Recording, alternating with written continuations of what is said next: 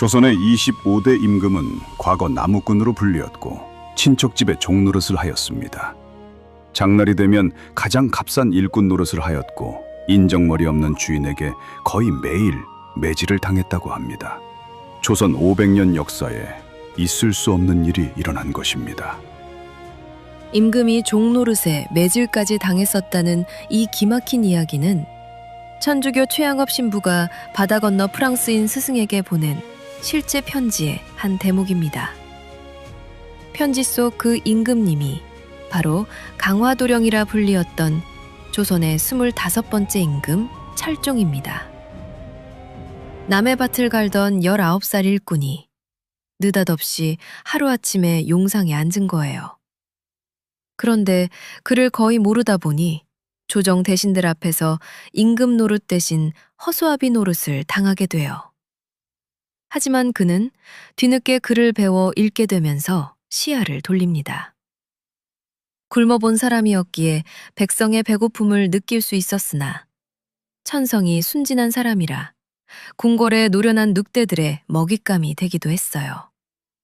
그러나 왕실의 곳간을 헐어 백성을 먹이는가 하면 개혁의 칼을 뽑아들기도 합니다. 하지만 곧 그 한계를 느껴 좌절하기도 합니다. 여기까지의 이야기로는 말 그대로 개천에서 용이 난 조선판 신데렐라, 운 좋은 사내의 인생 역전과 갑자기 얻은 것들을 지켜내지 못한 한 사내의 간단한 이야기로 보이실 수 있습니다. 그런데 그렇게 단순하지만은 않아요. 이 남자의 드라마틱한 일생을 들여다보면 500년 조선 왕실의 속살이 보이고 그 곁에 신하와 조정의 민낯이 보여지게 됩니다. 사도세자로 시작해서 정조, 이후에 3대에 걸쳐 이어진 거칠고 안타까운 사연이기도 하거든요. 이 이야기는 조선 왕조실록과 여러 기록, 그 기록과 행간을 하나의 이야기로 엮어낸 것입니다. 기록과 각색의 경계는 영상 끝에서 정확하게 정리해드릴 것이니 지금은 저희와 함께 이야기 속으로 들어가시면 됩니다. 역사의 기록을 재미있는 이야기로 엮어낸 후 기록과 각색을 복원하는 저희의 작업이 의미 있는 노력이라 생각되시면 구독과 좋아요로 응원해주세요. 여러분의 그 한 번의 클릭이 저희에게는 큰 힘이 됩니다. 자, 이제 강화도의 그 황금빛 들판으로 함께 들어가 보시죠. 1849년 6월 강화도의 들판에서 19살 청년 하나가 남의 밭을 갈고 있었습니다. 쟁기를 쥔 손바닥에는 굳은 살이 박였고 품삯이라야 보리 대박이 고작이었지요. 밭을 갈고 나무를 하고 남의 집 굳은 일까지 섬 사람들에게 이 청년은 그저 몸으로 먹고 사는 동네 일꾼이었습니다. 그런데 그날 이 외딴 섬이 발칵 뒤집히게 되는데 폭우에 배가 잇따라 들어오더니 관복 차림의 벼슬아치들과 군사들이 줄지어 내려선 것입니다. 그리고 이들이 하는 짓이 참으로 괴이했지요. 마을 곳곳으로 흩어져서는 지나가는 젊은 사내들을 붙잡고 똑같은 것을 묻는 겁니다. 그대는 이름이 무엇인가? 이보게, 자네 이름이 어떻게 되는가? 이 집 저 집, 이 골목 저 골목에서 이름을 묻고 다니는 군사들. 구경 나온 섬 사람들에게야 난생 처음 보는 굿판이었지만 한 사람에게만은 그렇지 않았어요. 쟁기를 잡고 있던 그 청년, 낯빛이 하얗게 질려버립니다. 이름을 물으며 다가오는 관원들. 이 청년에게 그것은 세상에서 가장 무서운 질문이었거든요. 할아버지는 한양에서 내려온 사람들 손에 사약을 받았고 큰형님은 한양에서 내려온 사람들 손에 끌려가 목숨을 잃었지요. 불과 5해 전 14살의 그가 두 눈으로 지켜본 일입니다. 이 핏줄에게 제 이름은 곧 죄가 되었고 이름을 묻는 행렬이란 언제나 죽음의 다른 이름이었던 것입니다. 청년은 쟁기를 내던지고 달아났습니다. 뒤도 돌아보지 않고 산으로, 숲으로 내달렸죠. 군사들이 그 뒤를 쫓았고 숨이 턱에 차도록 달아나던 청년은 끝내 산자락에서 겹겹이 포위되고 말지요. 창검을 든 군사들이 길을 막은 그 사이를 헤치고 백발의 노대신이 걸어 나오는데 다름 아닌 조선의 영의정이었습니다. 영의정은 사시나무 떨듯 떠는 청년에게 조용히 물었습니다. 이름이 어떻게 되시오? 청년은 자포자기한 듯 제 이름을 내놓았습니다. 이원범이요. 그 순간 영의정이 화들짝 놀라더니 관복 자락을 여미고 그 자리에 엎드려 흙바닥의 청년에게 큰 절을 올리기 시작한 것입니다. 4번의 절, 4배. 신하가 임금께 올리는 큰 절이었습니다.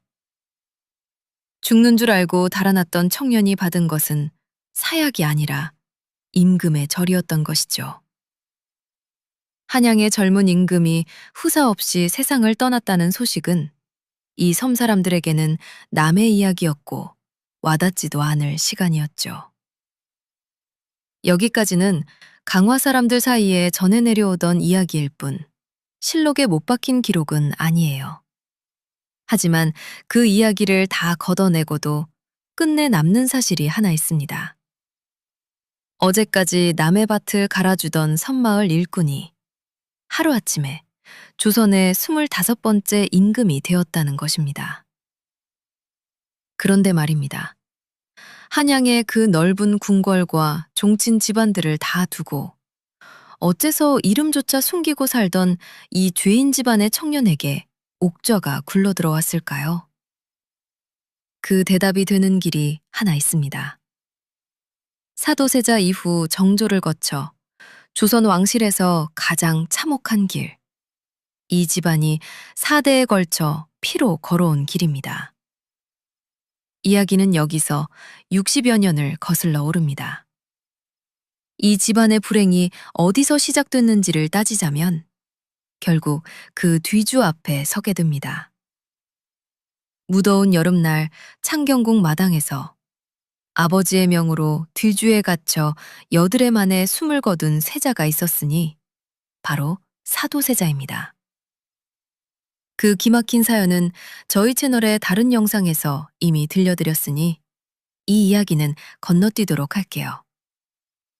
사도세자에게는 여러 아들이 있었습니다. 그중 한 명은 훗날 임금이 되니 곧 정조요. 또 한 명인 정조의 이복 동생 은원군이 오늘 이야기의 뿌리가 되는 사람이지요. 임금의 친동생이라면 세상 부러울 것 없는 팔자라 여기시겠지만 이 형제들에게는 천만의 말씀이에요. 조선에서 임금의 형제란 살아있다는 것만으로 의심부터 받는 자리였고 언제든 영모의 깃발로 세워질 수 있는 핏줄이었거든요. 은원군의 인생이 꼭 그랬습니다. 영조에게는 사도세자의 서자 아들이라고 핍박을 받다가 동생을 아끼는 정조가 왕이 되며 좀 편은가 했더니 신하들의 모략에 유배를 다녀야 했어요. 그리고 좀 조용해진다 싶었던 어느 날, 이번에는 아들에게 칼날이 날아들었습니다.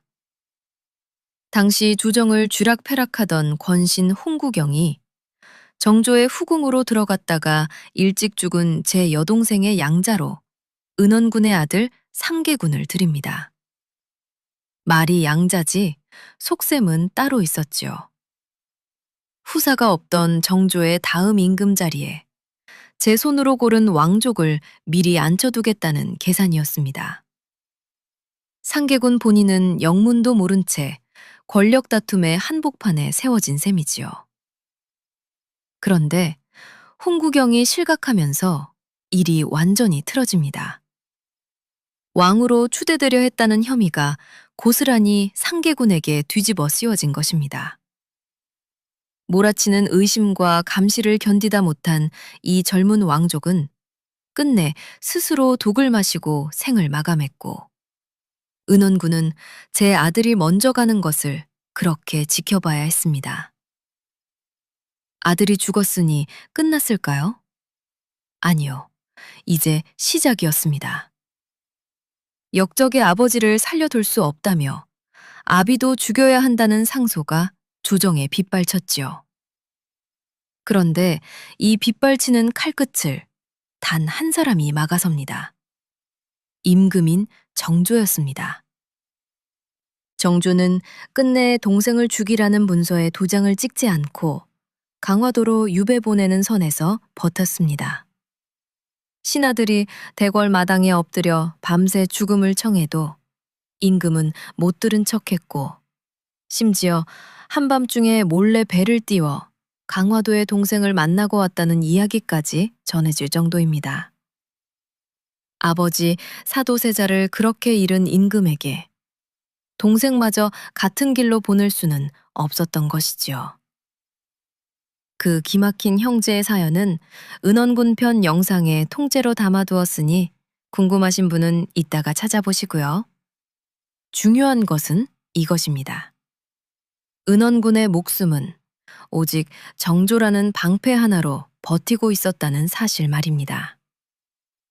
앞서 강화도에서 밭 갈던 청년이 세상에 태어나기도 전 그 집안의 운명은 이미 이 방패 하나에 걸려 있었던 겁니다. 그리고 1800년이 되던 해 그 방패가 사라졌습니다. 정조가 갑작스레 승하한 것이죠. 방패 없는 집안에 무슨 일이 벌어지는지는 1년 만에 드러났습니다. 새 조정이 천주교를 뿌리 뽑겠다며 피바람을 일으켰는데 그 서슬에 하필 은원군의 집안이 걸려든 겁니다. 유배지에서 절망의 세월을 보내던 은원군의 부인과 며느리가 몰래 천주교를 믿고 있었던 것이지요. 남편이 갇히고 아들이 죽어나간 집안의 두 여인이 기댈 곳이라곤 어쩌면 기도밖에 없었는지도 모릅니다. 발각되자 두 여인은 가시울타리 틈으로 거적을 들이밀어 유배지를 빠져나가려고까지 했으나 곧 붙잡혔고 그 봄에 나란히 사약을 받았지요. 그리고 그해 여름 은원군에게도 같은 사발이 내려왔습니다. 아들을 앞세우고 아내와 며느리를 앞세우고 마지막으로 저까지. 48의 인생이 그렇게 닫히면서 한 해 만에 한 집안이 통째로 지워지고 말았죠. 그런데 이 참혹한 집에도 살아남은 핏줄은 있었습니다. 은원군의 어린 아들 하나가 목숨을 부지해 죄인의 자식으로 살았고 장성에 아들 셋을 두었습니다.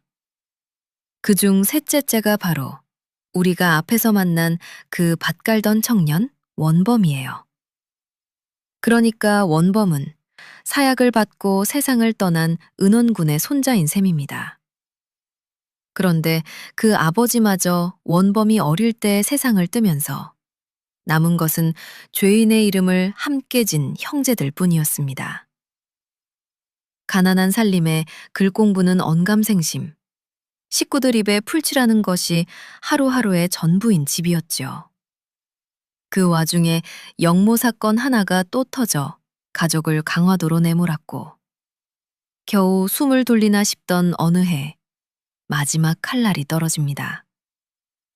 야심가 무리가 원범의 큰형님을 왕으로 추대하겠다는 음모를 꾸미다 발각됩니다. 큰형님 본인이 그 음모를 알기나 했는지조차 분명치 않습니다. 하지만 그런 사정 따위 아무도 따져주지 않았지요.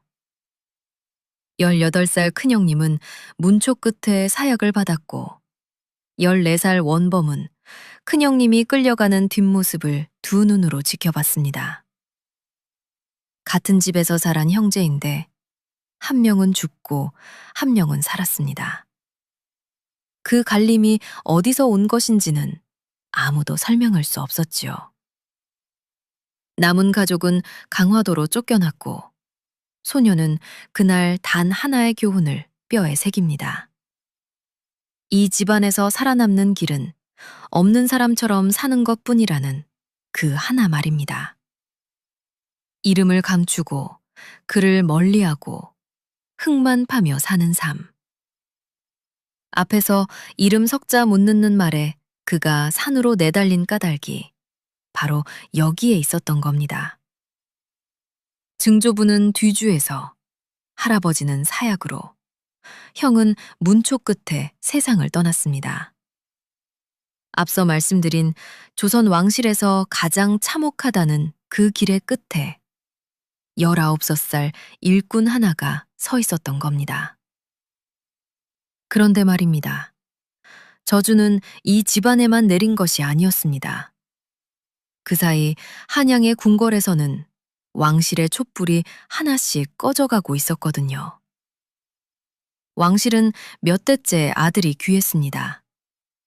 외아들이 외아들로 간신히 대를 잇는 아슬아슬한 줄타기가 100년 넘게 이어졌고 마침내 1849년 23살 젊은 임금 헌종이 아들 없이 눈을 감으면서 그 줄이 뚝 끊어진 것입니다. 궁궐을 뒤져도 족보를 뒤져도 임금 자리를 이을 만한 가까운 핏줄이 보이지 않았습니다. 남은 것은 단 한 갈래. 그 저주받은 죄인의 집안, 강화도의 그 초가뿐이었죠. 그런데 그 집에는 그때 원범 말고 형이 하나 더 살아 있었는데도 조정은 굳이 나이가 가장 어린 막내를 골랐지요. 어째서였을까요? 그 대답은 이 청년이 섬에서 살아온 밑바닥 세월 속에 숨어 있습니다. 강화도에서의 5해 원범의 하루는 새벽에 열려 어둠에 닫혔습니다. 죄인의 자손에게 돌아올 논밭이 있을 리 없으니 남의 일을 해주고 얻어먹는 수밖에요. 봄이면 남의 밭에 쟁기를 대고 여름이면 논에 물꼬를 봐주고 가을이면 남의 곡식을 걷어주었습니다. 그러고도 배가 고프면 지게를 지고 산에 올랐죠. 나무찜을 한 짐 그득 지고 비탈을 내려오는 소년의 종아리가 후들거려도 그 짐을 부려야 저녁기니가 나왔으니까요. 장이 서는 날이면 새벽같이 나가 상리를 기다렸는데 힘께나 쓰는 장정들이 먼저 불려가고 마지막까지 남은 아이들이 가장 싼 값에 팔려가는 것이 장터의 순리였죠. 원범은 늘 그 마지막 쪽이었습니다. 훗날 바다 건너 프랑스까지 흘러가 편지에 적히게 될 그 소문이 바로 이 시절에 만들어지고 있었지요. 남의 나라 사람의 북끝에까지 옮겨갈 만큼 이 청년의 세월은 밑바닥이었던 겁니다. 그런데 이 집을 정말 견디기 힘들게 만든 것은 배고픔이 아니었습니다. 어느 날은 술 취한 이웃이 살인문 앞에 서서 큰 소리로 퍼부었습니다. 역적 집안 것들이 밥은 꼬박꼬박 잘도 처먹는구나. 방 안의 식구들은 숨소리도 내지 않았습니다. 대꾸 한마디가 무슨 화를 부를지 모르는 집이었으니까요. 원범은 방문 앞에 앉아 주먹을 쥐었다 폈다 하며 마당에 흙만 내려다보고 있었죠. 하루 종일 지게를 진 어깨는 벌겋게 쓸려 있었고 손톱 밑에는 아침에 벤 흙이 그대로 남아 있었죠. 그 손으로는 아무것도 할 수가 없었습니다. 지켜보는 눈도 있었습니다. 강화의 관아에서는 이 집안 사내들이 어디를 다니는지 누구를 만나는지 늘 살피고 있었죠. 죄인의 핏줄이 섬 밖으로 새어나가면 그것이 곧 관리의 목이 달아날 일이었으니 감시는 그들의 일이기도 했습니다. 그러니까 이 소녀는 굶주림과 모욕과 감시 이 3가지를 한꺼번에 이고 19이 된 셈입니다. 자, 그러면 이제 아까의 질문으로 돌아가 보실까요? 형이 하나 더 있었는데 어째서 굳이 이 막내였을까요? 가진 것이 아무것도 없었기 때문입니다. 글을 배운 적이 없어 조정 물정에 어둡고 뒷배가 되어줄 처가도 외가도 없으며 19이라 아직 제 뜻이랄 것도 서지 않은 청년.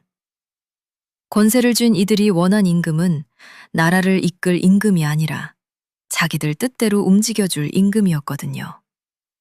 다시 말해 원범은 잘나서 뽑힌 것이 아니라 가장 아무것도 아니어서 뽑힌 것입니다.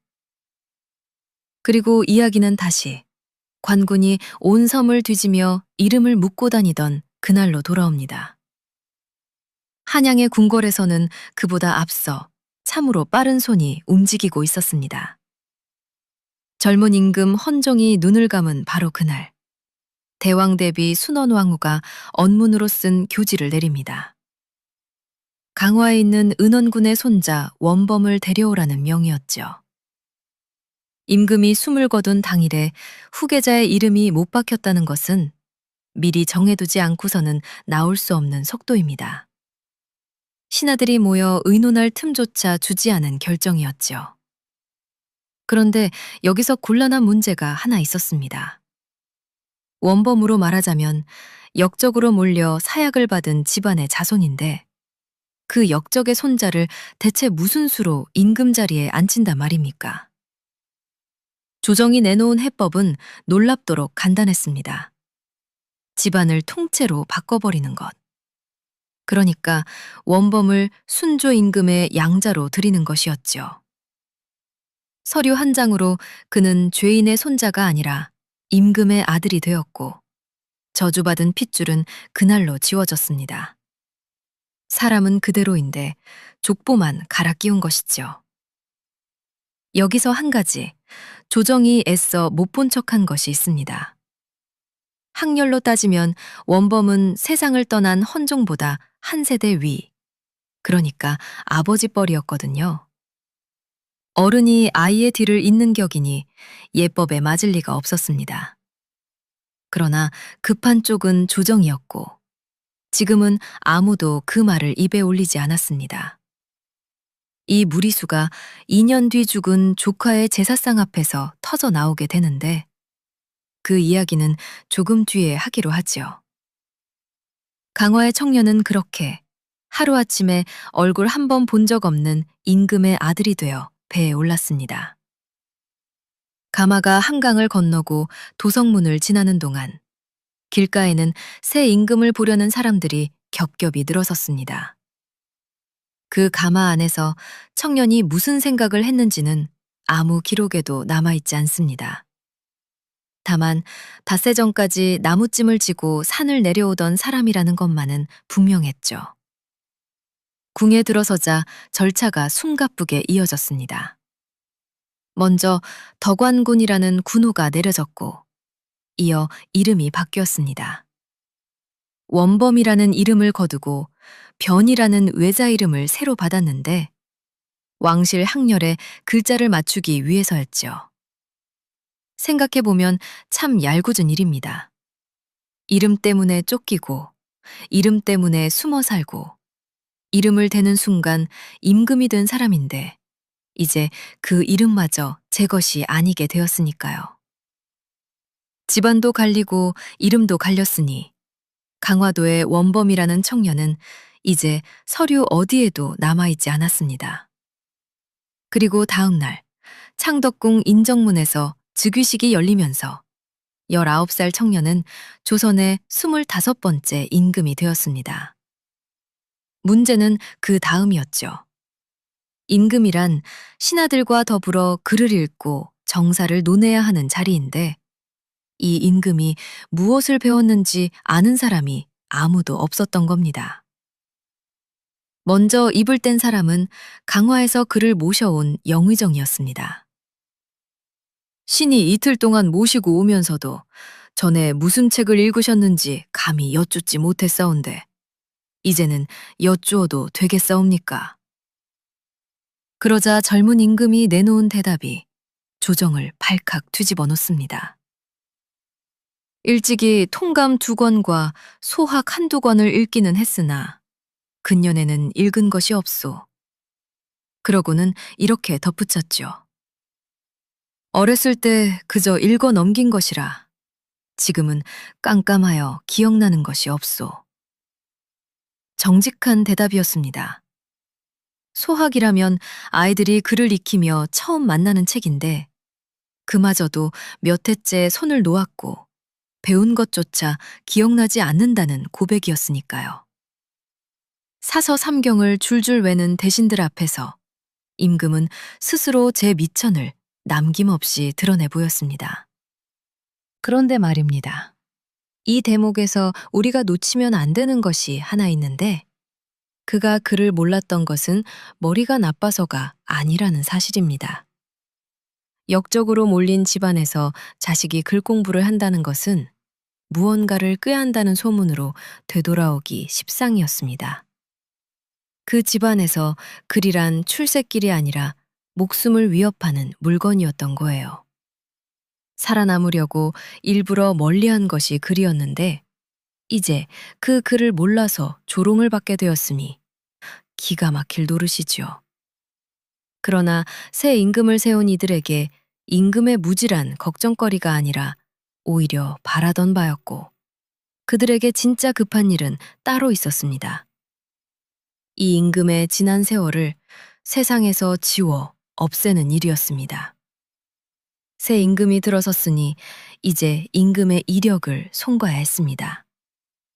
먼저 사약을 받고 죽은 할아버지 은원군의 죄를 씻어주었습니다. 역적의 손자가 임금이 되었다는 말이 나오게 둘 수는 없으니 아예 역적이 아니었던 것으로 정리해버린 것이지요. 미천했던 어머니의 신분도 그럴듯하게 올려두었고요.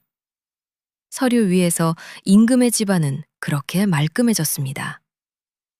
그런데 서류만으로는 지울 수 없는 것이 하나 있었습니다. 조선이라는 나라는 참으로 지독하게 기록하는 나라였거든요. 임금이 하루 동안 무엇을 했는지, 신하와 무슨 말을 주고받았는지가 날마다 낱낱이 적혔습니다. 승정원 일기가 그렇고 임금의 일기라 불리던 일성록이 또한 그랬지요. 두꺼트에 쌓인 하루하루가 궁궐서고의 산더미처럼 들어차 있었습니다. 바로 거기에 은원군 일가가 어떻게 죽어갔는지가 고스란히 남아 있었지요. 그러자 누군가가 붓 대신 칼을 들었습니다. 일성록과 승정원 일기를 펼쳐놓고 은원군에 관한 대목을 하나하나 찾아 오려내기 시작했습니다.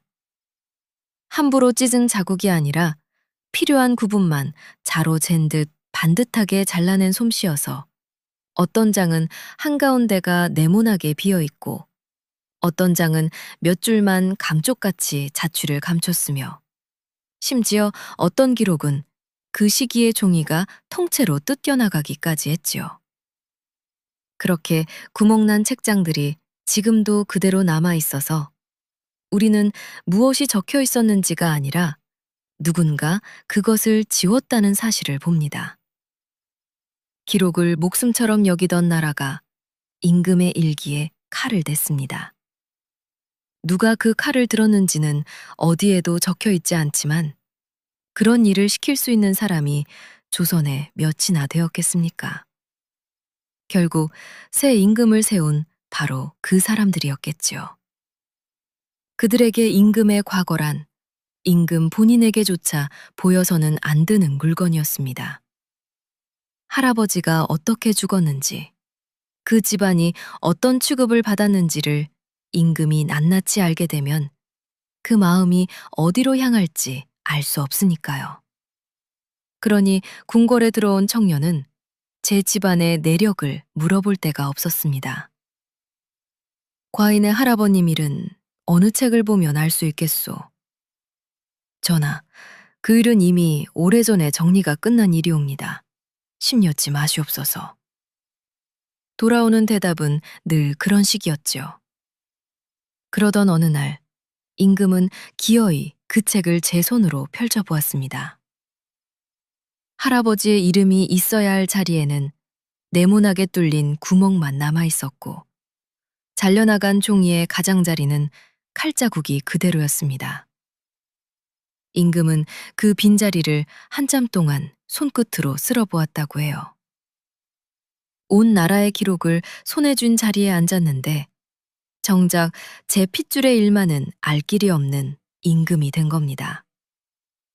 글을 몰라 읽지 못한 것이 아니라 읽을 것이 남아있지 않았던 겁니다.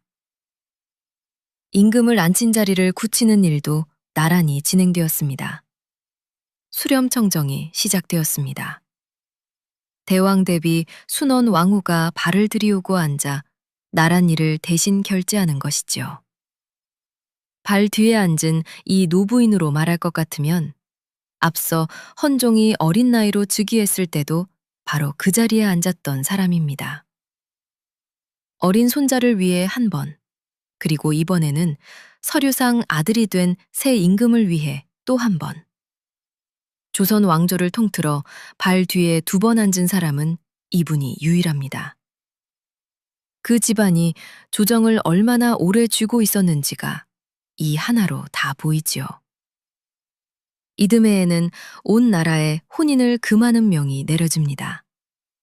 금혼령이라 하여 왕비가 정해질 때까지 혼기에 든 처녀들은 시집을 갈 수 없게 한 것이었습니다. 딸 가진 집마다 혼산날을 잡았다가 물리고 사돈들 집에 면목이 없어 애를 태우고 어머니들은 대체 언제 끝나느냐며 발을 굴렀지요. 그렇게 온 나라가 딸들의 혼인을 멈춰 세운 채 간택이 끝나기만 기다렸습니다. 그렇게 요란한 절차를 다 거친 끝에 왕비의 자리에 앉은 처녀가 누구였을까요? 안동김씨 김문근의 딸이었지요. 애초에 답이 정해져 있던 시험이었던 겁니다. 이렇게 해서 그물이 완성되었어요. 발 뒤에는 대왕 대비가 앉았고 곁에는 그 집안의 딸이 왕비로 앉았으며 조정의 요직은 그 집안 사람들이 채웠습니다. 임금의 과거는 도련해졌고 임금의 앞날은 그들의 손안에 있었지요. 그런데 아무리 오려내고 갈아 끼워도 끝내 덮이지 않는 것이 하나 남아 있었습니다. 그것이 2년 뒤 죽은 조카의 제사상 앞에서 기어이 터져 나옵니다. 먼저 여쭤보겠습니다. 지금의 임금은 앞서 죽은 헌종에게 무엇이 되는 사람일까요? 핏줄로 따지자면 작은아버지 뻘, 그러니까 어른입니다. 그런데도 조정은 그를 헌종의 뒤를 이은 아우자리에 앉혀놓았는데 그래야 임금 자리를 물려받은 모양새가 되기 때문이었죠. 쉽게 말하면 학렬로는 어른인 사람을 임금 자리를 잇게 하려고 아랫사람으로 만들어 둔 것입니다. 당장은 아무 문제가 없었습니다. 그런데 세월이 흘러 헌종의 3년상이 끝나고 이제 신주를 종묘로 옮겨 제사를 어떻게 모실지 정해야 하는 때가 왔습니다. 종이 위에서 대충 넘긴 문제가 제사상 앞에서는 도무지 넘어가지지 않았지요. 조정이 두 쪽으로 갈렸습니다. 한쪽은 핏줄대로 하자고 했습니다. 어른이 아이에게 절을 올리는 법이 천하에 어디 있단 말이오. 학렬을 바로 세우는 것이 예의 근본 이외다. 다른 한쪽은 임금 자리의 순서를 따라야 한다고 맞섰지요. 지금 전하께서는 헌종대왕의 뒤를 이어 보위에 오르신 몸이오. 아우로서 형의 제사를 받드는 것이 마땅한 도리요. 말끝마다 예법을 앞세웠지만 물러설 뜻은 양쪽 다 없었습니다. 겉으로는 제사 절차를 따지는 논쟁이었습니다. 그러나 속을 들여다보면 이 임금이 어떤 자격으로 그 자리에 앉아 있는가를 따지는 싸움이었죠. 핏줄이 옳다고 하면 지금의 즉위는 예법을 어긴 것이 되는데 조선에서 임금의 정통성을 건드리는 일이란 목이 왔다 갔다 하는 일이었죠. 그러던 차에 조선 역사에서 조카를 제치고 그 자리에 오른 임금이 딱 한 분 계셨다는 옛일이 사람들 입에 오르내리기 시작합니다. 세조 임금이지요. 그러나 그것은 칼로 이룬 일이었고 그 뒤로 조선은 그런 일을 다시 입에 담지 않았습니다. 그러니 지금 이 논쟁이 얼마나 위태로운 곳을 건드리고 있었는지 아시겠죠? 결론은 안동 김 씨의 뜻대로 가게 됩니다. 핏줄이 아니라 임금 자리의 순서를 따르기로. 그러니까 임금은 헌종의 아우로 정해졌지요. 그런데 진짜 볼 일은 그 다음에 벌어졌으니 핏줄을 앞세웠던 쪽이 줄줄이 화를 입은 것입니다. 원로 대신 하나가 물러났고 그를 편들었다는 이유로 여러 사람이 벼슬을 잃거나 귀향길에 올랐지요. 그 가운데는 우리가 명필로 기억하는 추사 김정희도 끼어 있었지요. 붓 한 자루로 이름을 남긴 사람이 제사 절차 논쟁에 휘말려 북쪽 변방으로 쫓겨갔습니다. 제사 문제를 빌미삼아 눈엣가시 같던 반대편을 한꺼번에 쓸어낸 것이지요. 그러면 그동안 이 논쟁의 한복판에 있던 임금은 무엇을 하고 있었을까요? 아무것도 하지 않았습니다. 아니, 하지 못했습니다. 제 자격을 두고 벌어진 싸움인데 어느 편도 들 수 없었고 어느 쪽이 옳은지 따져볼 만한 글공부도 되어 있지 않았지요. 과인은 어느 쪽을 따라야 하오. 이 한마디에 조정은 잠시 조용해졌다가 이내 저희들끼리 다시 목소리를 높였습니다. 궁궐에 들어온 지 이태, 임금이 배운 것이라곤 이 자리가 얼마나 헛개비 같은 자리인지 하나였지요. 그날 밤 임금이 무슨 생각을 했는지는 알 길이 없습니다. 다만 이 무렵부터 임금이 이따금 강화 이야기를 꺼내더라는 말이 궁 안에 돌기 시작합니다. 그리고 바로 그해 겨울 발이 거쳤습니다. 대왕 대비가 수렴청정을 거두고 물러나면서 이제부터는 임금이 직접 나라를 다스리는 친정체제에 들어가게 된 것이죠. 그래도 사람들은 별 기대를 하지 않았어요. 글도 모르고 뒷배도 없는 21살 임금이 무엇을 할 수 있겠느냐는 것이었죠. 그런데 발이 거치고 처음으로 열린 자리에서 이 임금은 아무도 예상하지 못한 이야기를 꺼냅니다. 그 이태 사이 임금은 뒤늦게나마 글을 익히고 있었습니다. 경연 자리에서 아이들이 배우는 책부터 다시 시작했지요. 낮에는 대신들 앞에서 모르는 척 촉 고개를 숙였지만 밤이면 굳은 살 박인 손으로 책장을 넘기던 세월이었습니다. 그렇게 신하들이 올리는 문서를 제 눈으로 읽어내게 되자 보이는 것이 많아졌습니다. 그렇게 발이 거친 뒤 신하들 앞에서 젊은 임금이 꺼낸 이야기는 나라의 세금에 관한 것이었습니다. 땅에 매기는 세금과 군대에 가는 대신 바치는 무명배, 그리고 봄에 나라 곡식을 빌렸다 가을에 갚는 환곡. 이 세 가지를 묶어 삼정이라 불렀는데 그 무렵 삼정은 백성의 목을 조르는 올가미가 되어 있었습니다. 젊은 임금은 바로 그 삼정을 정면으로 겨누었지요. 삼정이 모두 병들어 백성의 삶이 고달프고 초췌해졌다. 슬프다. 우리 어린 백성들은 장차 무엇으로 먹고 살아야 한단 말인가. 발 뒤에 앉아 시키는 대로 도장이나 찍던 사람이 친정을 시작하자마자 꺼낸 첫마디가 세도 정권 60년이 만들어 놓은 수탈 구조를 정면으로 가리킨 것이었습니다. 조정이 술렁였겠지요. 그런데 이 사람은 그것을 어떻게 알았을까요? 글도 제대로 배우지 못한 청년이 어느 대신도 입에 올리지 않던 문제를 어떻게 짚어냈을까요? 당해봤기 때문입니다. 그 시절 강화에서는 죽은 사람의 몫으로 군포를 물리는 일이 흔했습니다. 아버지가 세상을 떠났는데도 이름이 장부에서 지워지지 않아 남은 식구가 죽은 이의 몫까지 대신 짜서 바쳐야 했지요. 죽은 사람에게 세금을 매긴다 하여 백골징포라 불렀는데 갓난아이를 장부에 올려 군포를 물리는 일까지 있었습니다.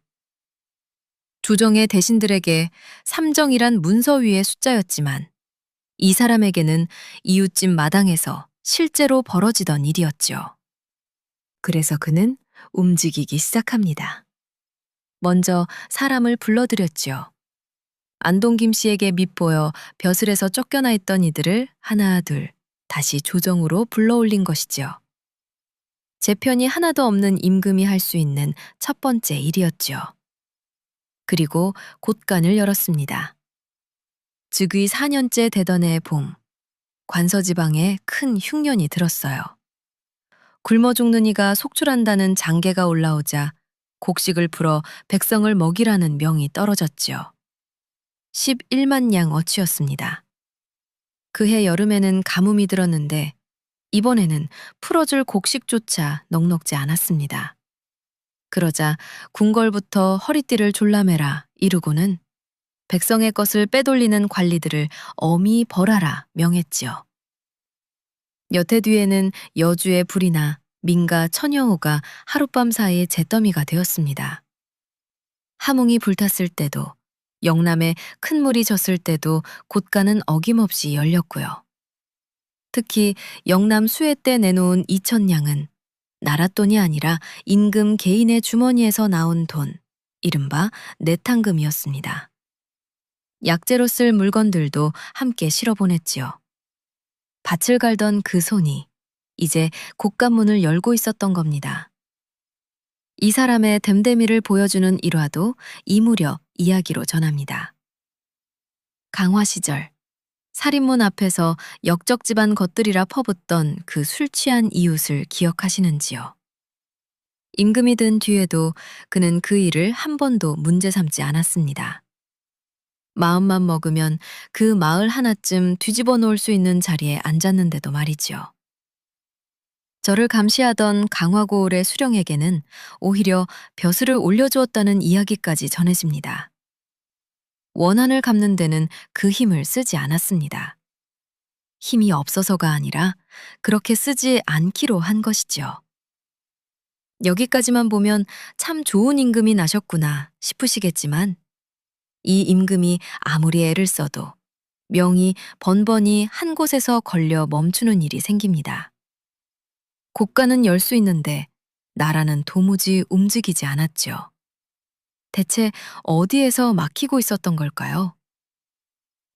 임금의 명이 걸려 멈추는 곳, 그곳의 이름은 비변사였습니다.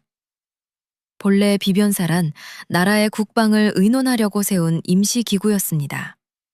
그런데 세월이 흐르는 동안 슬금슬금 몸집을 불리더니 어느새 나라의 모든 일을 주무르는 자리가 되어 있지 뭡니까? 세금을 어떻게 거둘지, 어느 고을에 누구를 보낼지, 흉년의 곡식을 얼마나 풀지가 전부 이곳에서 정해졌지요. 임금이 하는 결제란 이미 끝난 결정에 도장을 얻는 절차에 가까웠고요. 그러면 그 비변사의 자리를 채우고 있던 사람들은 누구였을까요? 안동김 씨와 그 집안에 줄을 댄 이들이었습니다. 그러니 아무리 애를 써도 소용이 없었습니다. 어느 고을 수령이 백성의 것을 뜯어먹는다는 말을 듣고 벌하라 명하면 그 수령은 어느 대감의 조카였고 사람을 바꾸라 이르면 새로운 사람도 결국 그 집안 사람이었죠. 곳간은 임금이 열 수 있었으나 그 곡식이 백성의 손에 닿기까지 거쳐야 할 손들은 모두 남의 것이었던 셈이죠. 궁궐 안에 재편이 몇이나 되었을까요? 애써 불러들인 몇 사람으로는 어림도 없는 판이었습니다.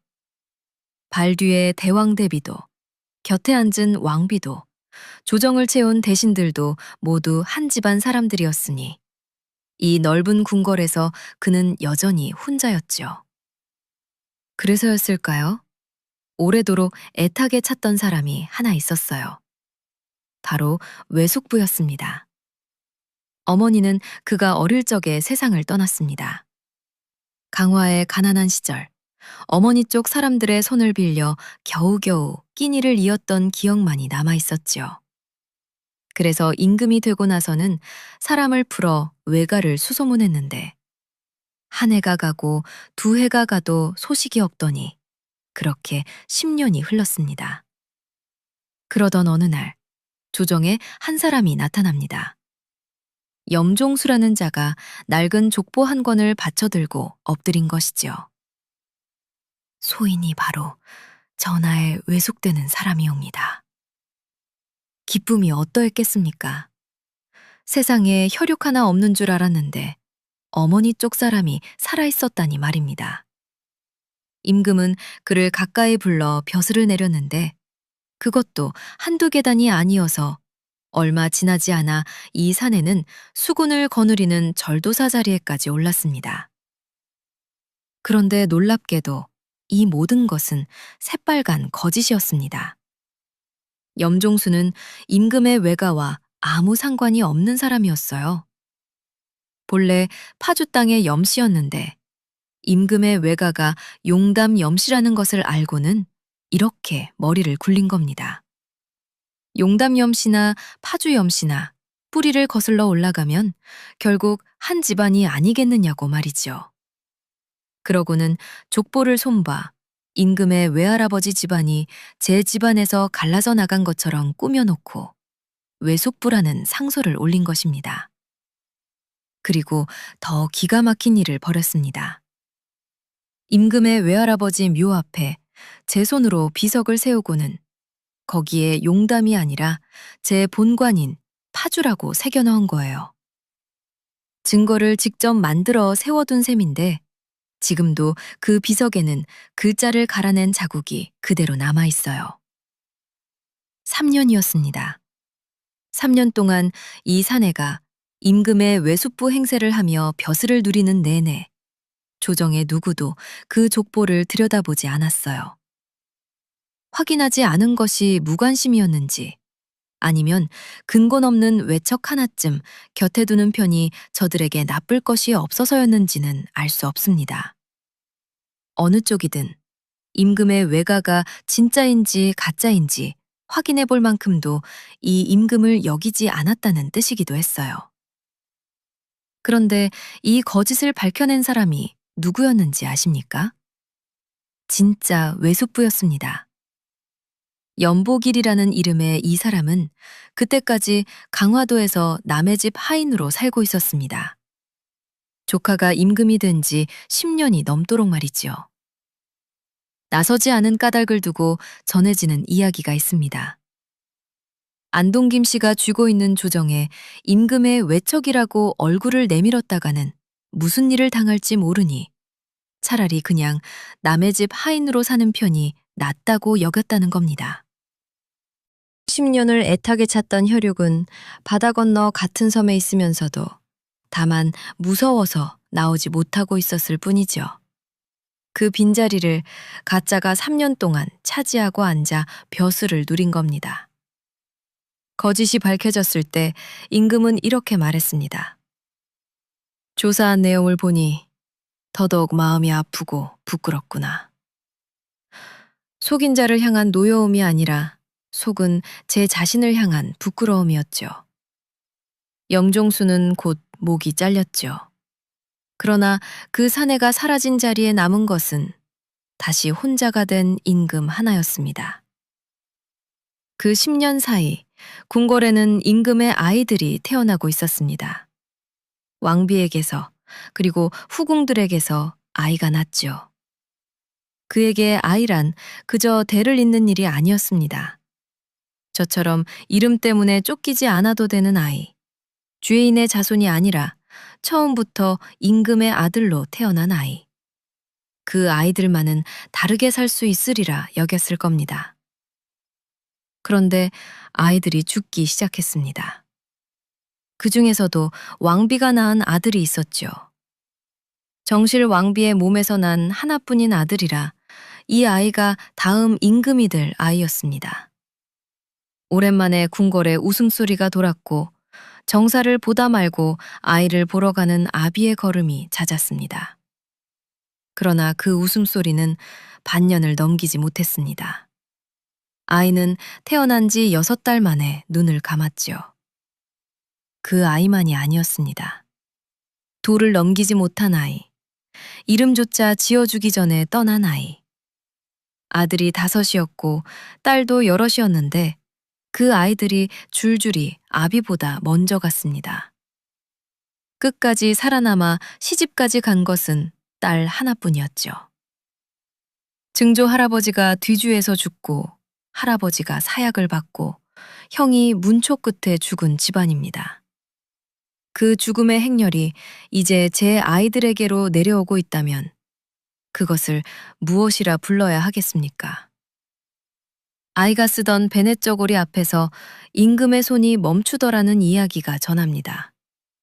그 작은 옷을 차마 치우지 못하게 했다고도 하지요. 저를 닮아 이름 때문에 쫓기는 일만은 없기를 바랐던 아이들이 이름을 얻기도 전에 먼저 떠나버린 겁니다. 그 무렵에는 임금의 몸도 이미 성한 곳이 없었습니다. 궁궐의 기록을 보면 즉위한 이듬해부터 몸을 보한다는 약을 달고 살았다고 합니다. 20살 청년에게 그런 약이 줄곧 처방되었다는 것이죠. 밭 갈고 나무하던 사람이 졸지에 궁궐에 갇혀 하루 종일 앉아 문서를 받고 절차를 따르는 삶을 살게 되었으니 몸이 배겨낼 리가 없었습니다. 게다가 아이들을 그렇게 떠나보냈으니까요. 그리고 31살이 되던 해 그는 자리에 눕습니다. 정사를 볼 기운도 없어 대신들이 문서를 들고 와도 겨우 눈만 뜨는 날이 이어졌죠. 그 무렵부터 병상에서 자주 흘러나오던 말이 있었다고 합니다. 강화로 돌아가고 싶구나. 밭을 갈고 나무찜을 지던 그 시절로 돌아가고 싶다는 말이었습니다. 굶주리고 모욕당하던 그 세월이 용상에 앉아 보낸 10년보다 나았다는 뜻이기도 했어요. 이 말이 나올 때마다 세도가들의 낯빛이 굳었습니다. 임금이 강화를 그리워한다는 것은 곧 이 자리를 못 견디겠다는 뜻이고 스스로 자리를 놓겠다고 나서기라도 하면 저희가 애써 만들어 놓은 판이 흔들리니까요. 그러나 그들이 걱정할 일은 없었습니다. 그 병든 임금은 끝내 강화로 돌아가지 못했으니까요. 그렇게 몸도 마음도 무너져 가던 어느 날 남쪽에서 급한 장계가 올라옵니다. 백성들이 들고 일어났다는 것이었습니다. 1862년 2월 진주에서 시작되었습니다. 머리에 흰 수건을 동여맨 숭한 명이 몽둥이와 죽창을 들고 관하로 몰려갔죠. 창고를 열어 곡식을 퍼나르고 세금 장부를 마당에 끌어내 불을 지르는 동안 몇 해치 원한이 적힌 종이가 타오르며 함성이 고을을 뒤덮었죠. 백성을 뜯어먹던 아전들이 그 자리에서 맞아 죽기도 했습니다. 봉기는 진주에서 그치지 않았습니다. 소식이 들불처럼 번지면서 익산으로, 한평으로, 계령으로, 상주로 옮겨 붙더니 봄이 가고 여름이 오는 사이 삼남지방의 70개가 넘는 고을에서 백성들이 들고 일어났지요. 굶주린 백성들이 나라 절반에서 한꺼번에 관할을 부순 겁니다. 조선이 세워진 이래 이런 일은 없었습니다. 무엇이 이들을 여기까지 몰고 왔을까요? 삼정이었습니다. 임금이 10년 전 친정을 시작하며 첫마디로 짚었던 바로 그 삼정이었죠. 병상의 임금에게 장계가 올라왔습니다. 그리고 여기서 임금은 조정의 예상과 전혀 다른 선택을 합니다. 이런 일이 터지면 조정이 하는 일은 늘 정해져 있었습니다. 군사를 보내 주동자를 잡아들이고 목을 베어 내걸어 본보기를 삼는 것이죠. 그런데 이번에는 군사 대신 조사관이 진주로 내려갔으니 무슨 일이 있었는지 그 까닭부터 알아오라는 명이었습니다. 내려간 사람은 박규수라는 신하였는데 그가 올린 보고가 조정을 서늘하게 만들었죠. 백성들이 난동을 부린 것이 아니라 견디다 못해 일어섰다는 것, 그리고 아전들이 장부를 조작해 있지도 않은 세금을 만들어내고 있었다는 것이 낱낱이 적혀 있었으니까요. 박 교수는 이렇게 아뢰었습니다. 이 일은 몇 사람을 벌한다고 그칠 일이 아니옵니다. 삼정을 고치지 않고서는 내일 또 다른 고을에서 같은 일이 일어날 것이옵니다. 임금은 그 말을 받아들였습니다. 5월, 삼정을 바로잡을 관청을 새로 세우라는 명이 내려집니다. 이정청이라 불린 이 기구로 세도 정권 60년 동안 아무도 손대지 못하던 문제를 나라가 정면으로 뜯어 고치겠다고 나선 것입니다. 더 놀라운 일은 그 다음에 벌어졌습니다. 임금이 온 나라에 물은 겁니다. 삼정을 어떻게 고쳐야 하겠느냐? 방책이 있거든 누구든 글로 올려라. 벼슬아치든 시골 선비든 가리지 않겠다고 말이지요. 그렇게 2달이 넘도록 밀려든 글이 수백 통에 이르렀습니다. 나라의 세금 제도를 두고 백성에게 의견을 물은 임금은 조선 500년에 이 사람이 처음이었습니다. 그해 윤 8월, 마침내 개혁안이 나왔는데 그 안에는 조정 대신들이 기겁할 만한 조항이 들어 있었습니다. 환곡을 없앤다. 봄에 빌려주고 가을에 이자를 붙여받는 그 환곡이야말로 백성의 등골을 빼먹는 물건이니 아예 제도죄로 걷어내자는 것이었지요. 대신 모자라는 재정은 토지에 세금을 매겨 채우기로 했습니다. 땅을 가진 사람이 그만큼 더 내라는 뜻이었고요. 그런데 조선에서 땅을 가진 사람이 누구였겠습니까? 바로 그 대신들이었고 전국의 양반 지주들이었지요. 개혁의 부담이 고스란히 제 몫으로 돌아오게 되었으니 이들이 가만히 있을 리가 없었습니다. 저항은 집요했습니다. 새 제도가 도리어 백성에게 해롭다는 상소가 빗발쳤고 10월이 되자 개혁안은 폐지되고 맙니다. 시행한 지 몇 달 만이었지요. 환국은 그대로 되살아났고요. 백성을 구하겠다고 만든 개혁이 무너지면서 그 부담이 도로 백성에게 돌아간 겁니다.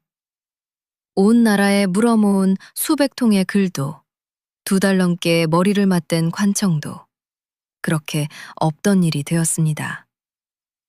게다가 그해 여름에는 이런 일까지 있었습니다. 이하전이라는 종친이 있었습니다. 21살의 젊은 왕족으로 한때 임금 후보로 거론되기도 했던 사람인데 그가 언젠가 임금 앞에서 이런 말을 했다고 전합니다. 이 나라가 전주 이씨의 나라입니까? 안동 김씨의 나라입니까? 누구도 입 밖에 내지 못하던 말이었고 이 말은 끝내 그의 목숨값이 되었습니다. 영모를 꾀한다는 고변이 들어왔고 그는 제주로 끌려가 가시울타리에 갇혔다가 사약을 받았지요. 전해지기로는 그 사약을 아내가 손수 다려올렸다고 합니다. 그런데 그 사약을 내린 사람이 누구였겠습니까? 문서 위에서는 임금이었습니다.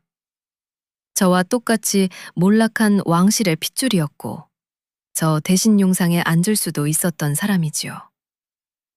무슨 마음으로 그 문서를 넘겼을지는 아무도 적어두지 않았습니다.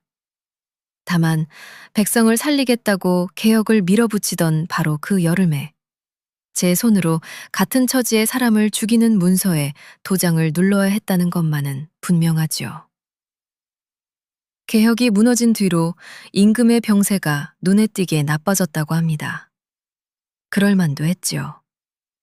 그것이 임금으로 산 14년 동안 처음이자 마지막으로 제 뜻대로 밀어붙여 본 일이었으니까요. 그 하나가 무너졌다는 것은 이 자리에서 저에게 허락된 것이 아무것도 없다는 뜻이기도 했습니다. 그리고 이듬해 겨울이 왔습니다. 1863년 12월 창덕궁 대조전입니다. 임금이 자리에 누운 채 마지막 숨을 고르고 있었습니다. 33. 밭에서 불려온 지 14년 만이었지요. 곁을 지킨 사람이 누구였을까요? 왕비가 있었고 대신들이 있었습니다. 그러나 그 왕비도 그 대신들도 모두 그를 이 자리에 앉힌 그 집안 사람들이었습니다. 강화에서 함께 지게를 지던 이웃도, 밭두렁에서 새참을 나누던 사람도 그 자리에는 없었지요. 그리고 아들이 없었습니다. 기막힌 일이지요. 헌종이 아들 없이 죽었기에 밭갈던 그가 불려왔는데 이제 그가 똑같이 아들 없이 눈을 감는 겁니다.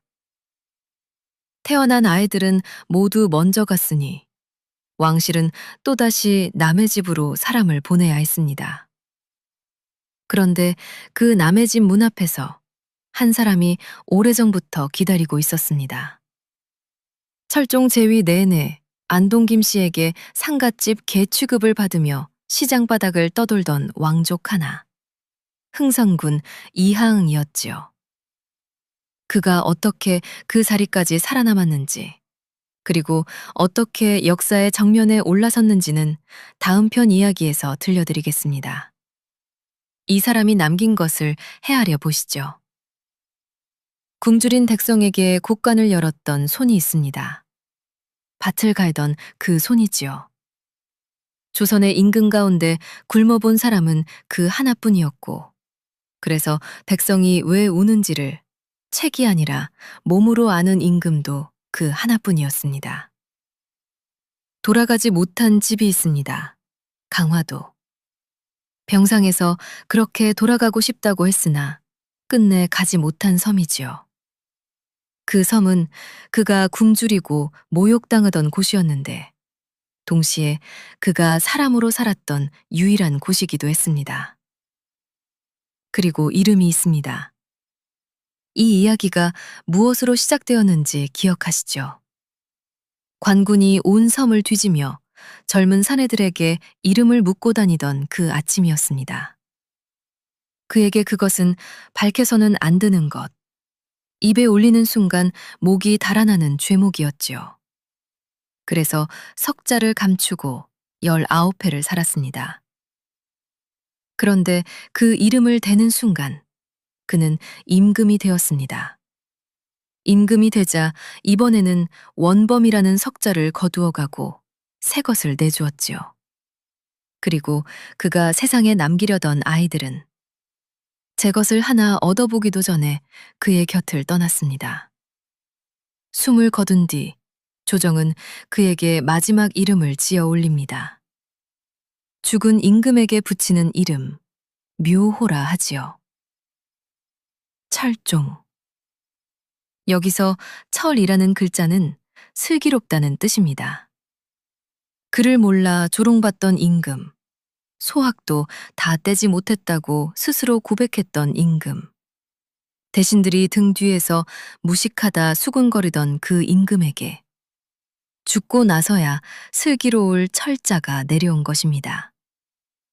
살아서는 한 번도 들어보지 못한 말이었지요.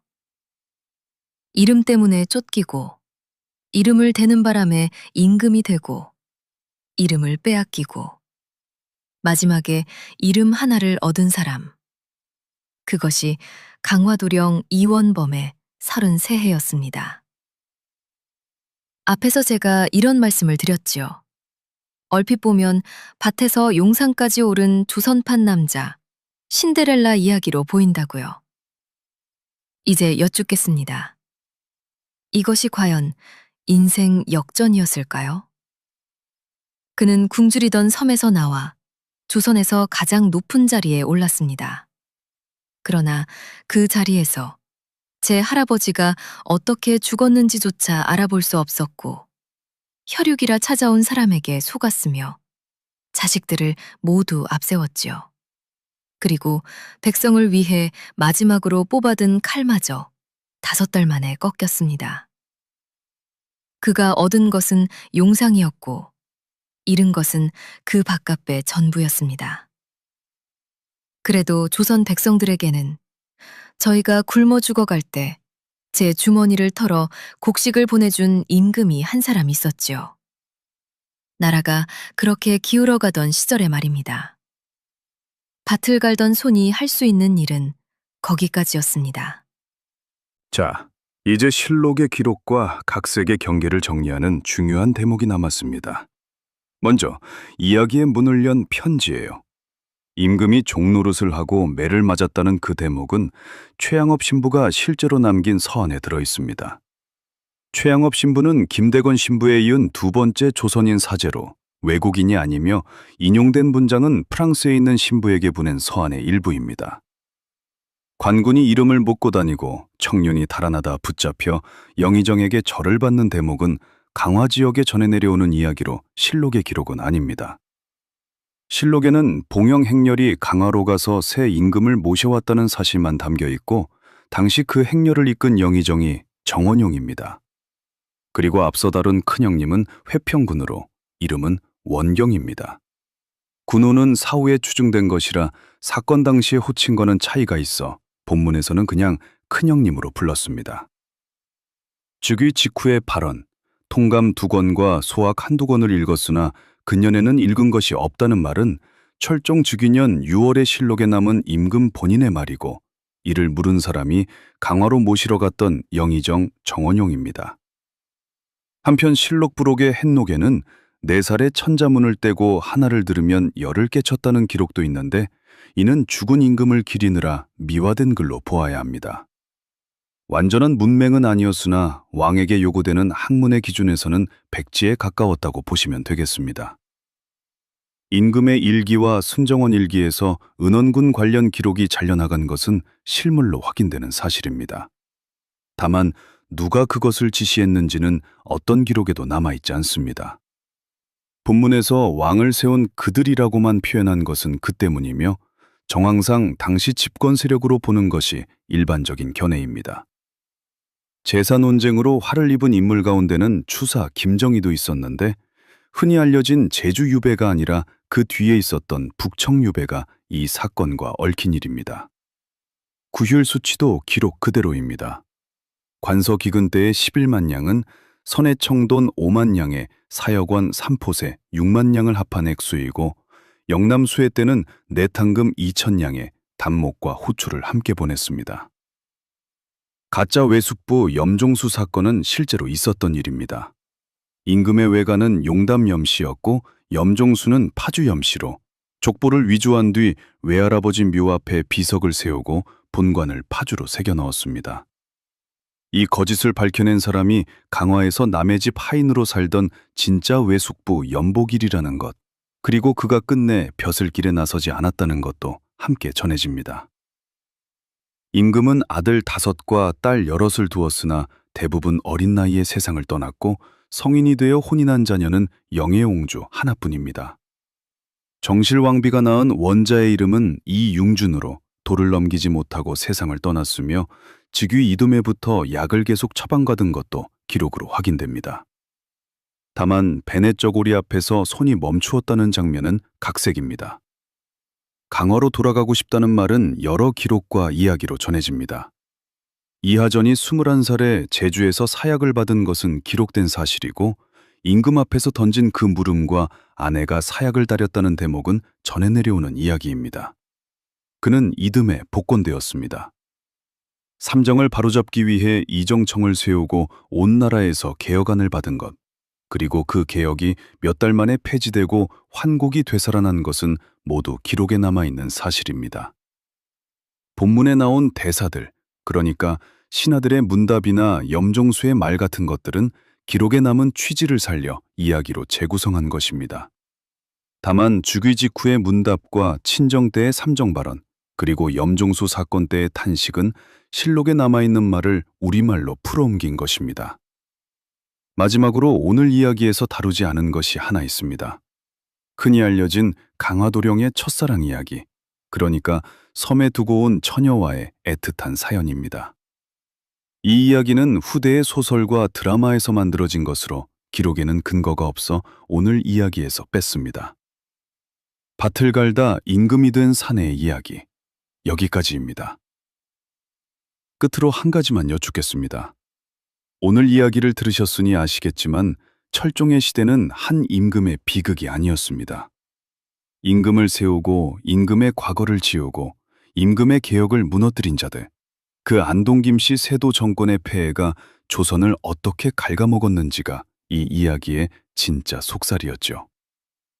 그 폐해의 끝이 어디까지 갔는지, 그리고 그것이 조선의 운명에 어떤 그림자를 들이왔는지. 여러분은 어떻게 보십니까? 댓글로 들려주십시오. 기록을 바탕으로 이야기를 엮어 기록과 각색을 복원하는 저희의 작업, 들어보시고 괜찮으셨다면 구독과 좋아요로 응원해주세요. 여러분의 그 한 번의 클릭이 저희에게는 큰 힘이 됩니다. 감사합니다. 여기까지 거침없는 한국사였습니다.